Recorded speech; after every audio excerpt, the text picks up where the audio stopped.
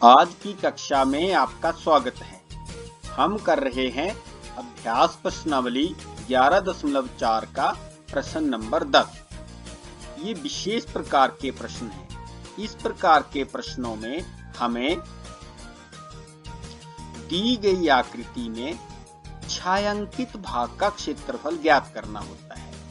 आपके समक्ष एक आकृति दी गई है ए बी सी डी। यह एक आयत है और इसमें ये देखो छायांकित आकृति है ई डी एफ ई सी या डी सी ई एफ। यह आकृति है। इस आकृति का हमने क्षेत्रफल ज्ञात करना है। तो ये देखिए 1 2 3 4 ये चतुर्भुज है। एक चतुर्भुज है और इस चतुर्भुज का हमने क्षेत्रफल इसमें से ज्ञात करना है। तो कैसे करेंगे? इस प्रकार के प्रश्नों को करने की एक विशेष विधि होती है। अगर आप इस आकृति को ध्यान से देखेंगे तो ए बी सी डी एक आयत है। आप यहां देख पा रहे हैं नीचे इस आयत की लंबाई है 18 सेंटीमीटर और इस आयत की चौड़ाई दे रखी है हमें 10 सेंटीमीटर। और ये दो त्रिभुज आकृतियां हैं। हम ध्यान से देखेंगे तब हमें पता लगेगा। ये देखिए त्रिभुज ए ई एफ और त्रिभुज बी सी ई, ये भी एक त्रिभुजाकार आकृति है। तो कौन सी त्रिभुज है? ध्यान से देखिएंगे और बताएंगे। बताइए बताइए, सोचिए सोचिए। ये कितने डिग्री का अंश कितने अंश का कोण बन रहा है? ये 90 डिग्री या 90 अंश का कोण बन रहा है। तो ये कौन सी त्रिभुज हुई? हाँ, सही सोचा, समकोण त्रिभुज। ठीक उसी प्रकार यहां भी 90 डिग्री का कोण बन रहा है, तो ये भी एक समकोण त्रिभुज है। तो समकोण त्रिभुज का क्षेत्रफल आपको पता है ना क्या होता है? हाँ, समकोण त्रिभुज का क्षेत्रफल होता है 1/2 गुणा आधार गुणा ऊंचाई। तो हम सबसे पहले इस आयत का क्षेत्रफल ज्ञात करेंगे, उसके बाद इन दोनों समकोण त्रिभुज का क्षेत्रफल ज्ञात करेंगे और आयत के क्षेत्रफल में से यदि हम इन दोनों त्रिभुज के क्षेत्रफल को निकाल दें या माइनस कर दें तो हमारे पास अभीष्ट आकृति डी सी ई एफ, इसका छायांकित भाग का क्षेत्रफल प्राप्त हो जाएगा। आइए करें। ये देखिए रेफरेंस के लिए मैंने आकृति फिर से यहां बना ली है और अब हम शुरू करते हैं। ए बी सी डी एक आयत है। A B C D is a rectangle. आयत की लंबाई length of rectangle is equal to 18 centimetre, 18 centimetre. आयत की चौड़ाई breadth of rectangle is equal to 10 centimetre. ये देखिए 10 सेंटीमीटर BC। और आयत का क्षेत्रफल बराबर लंबाई गुणा चौड़ाई, लेंथ इंटू ब्रेड्थ, बराबर 18 सेंटीमीटर गुणा 10 सेंटीमीटर। 18 गुणा 10 बराबर 180 वर्ग सेंटीमीटर। तो ये हमारे पास इस ABCD आयत का क्षेत्रफल प्राप्त हो चुका है। इसके बाद त्रिभुज AEF, ये देखिए त्रिभुज AEF और त्रिभुज BCE, त्रिभुज BCE समकोण त्रिभुज हैं। These are right angled triangles। तो त्रिभुज AEF का आधार, त्रिभुज AEF का आधार, तो हम आधार इसको भी मान सकते हैं और आधार इसको भी मान सकते हैं। मैंने आधार इसको माना है, तो त्रिभुज AEF का आधार या base is equal to 10 centimetre और त्रिभुज AEF की ऊंचाई या शीर्षलंब या perpendicular is equal to 6 centimetre. ये देखिए 6 सेंटीमीटर है। तो समकोण त्रिभुज AEF का क्षेत्रफल बराबर है 1/2 गुणा आधार गुणा ऊंचाई, 1/2 इंटू बेस इंटू हाइट या बेस इंटू परपेंडिकुलर। बराबर 1/2 गुणा 10 सेंटीमीटर गुणा 6 सेंटीमीटर। ये देखिए base 10 centimetre and height 6 centimetre.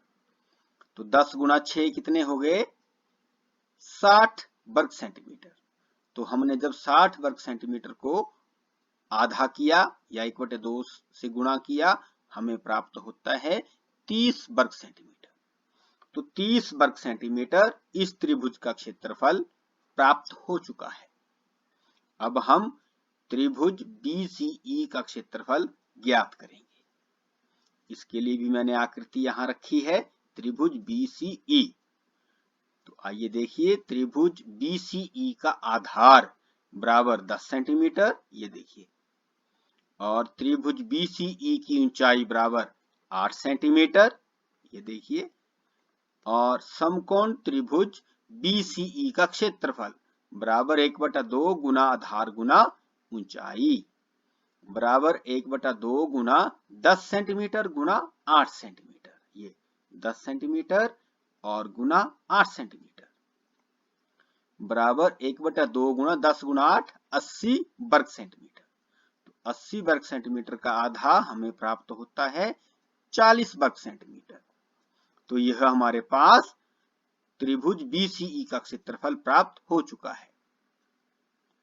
इसके बाद अब हमने ABCD आकृति का भी क्षेत्रफल ज्ञात कर लिया, त्रिभुज AEF का भी ज्ञात कर लिया, त्रिभुज BCE का भी ज्ञात कर लिया।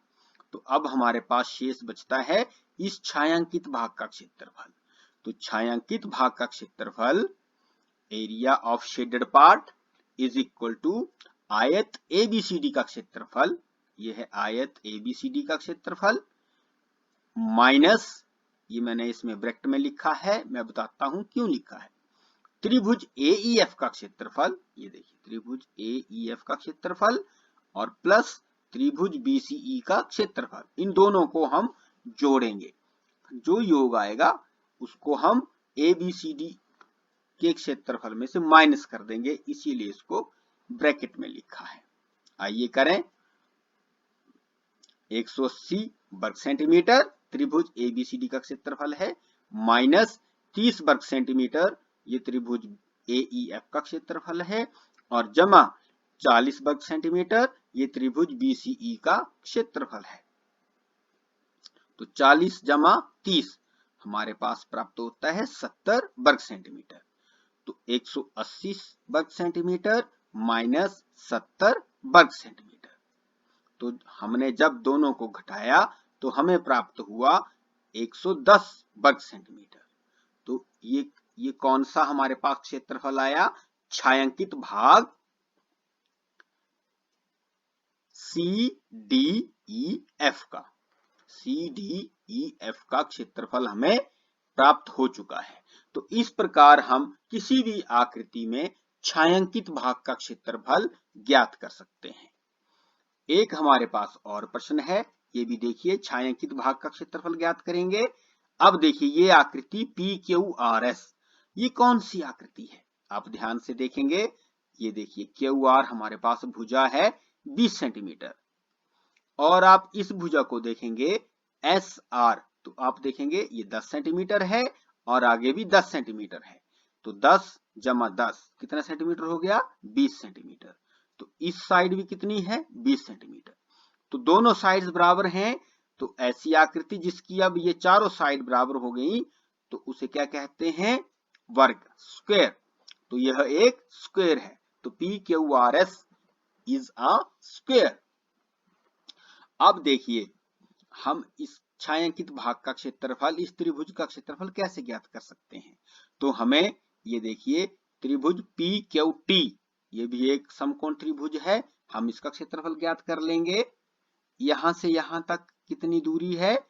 20 सेंटीमीटर, और यहां से यहां हमें दूरी नहीं दी गई है, लेकिन TS दूरी दी गई है 10 सेंटीमीटर।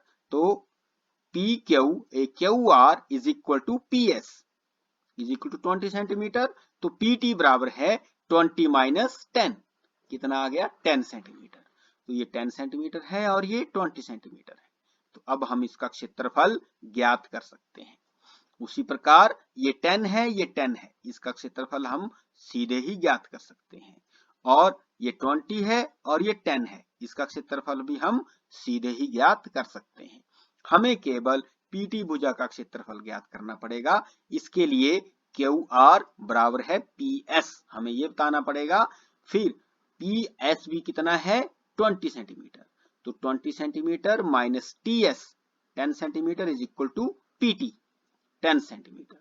ये थोड़ा सा वर्क आपको करना पड़ेगा। उसके बाद हम इन तीन त्रिभुजों के क्षेत्रफल को जोड़ कर लेंगे और उसमें से उसको हम PQRS के क्षेत्रफल में से माइनस कर लेंगे। सबसे पहले वर्ग का क्षेत्रफल ज्ञात करेंगे, फिर एक त्रिभुज का, फिर दूसरी त्रिभुज का, फिर तीसरी त्रिभुज का। फिर छायांकित भाग का क्षेत्रफल बराबर है वर्ग का क्षेत्रफल माइनस त्रिभुज PQT का क्षेत्रफल जमा त्रिभुज PSU का क्षेत्रफल जमा त्रिभुज QRU का क्षेत्रफल। तो इन तीनों का योग को हम टोटल में से घटा देंगे तो हमें छायांकित भाग त्रिभुज QTU इसका क्षेत्रफल प्राप्त हो जाएगा। तो इस प्रकार हम किसी भी छायांकित आकृति का क्षेत्रफल ज्ञात कर सकते हैं। तो मुझे आशा है कि आप अब किसी भी आकृति का क्षेत्रफल ज्ञात कर सकते हैं और आप अपने अभ्यास पुस्तिका के प्रश्नों को अब हल करेंगे। Thank you for watching this video.